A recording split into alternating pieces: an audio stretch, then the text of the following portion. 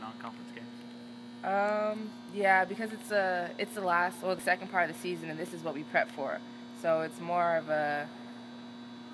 business now. Like, it was business before, but it's a lot depends on this. And a new conference, it's big and it's major for us, and we got to come in every day and work hard. What's it like having Marshall right off the bat? They're a really good team, so we're going to see where we're at quick. So we just got to come out and guard and just play our game. You guys haven't lost a game at home yet, and having some big games in conference coming at home. What's been the key for you guys to be so successful here? We just remind ourselves that this is our house and you got to protect home.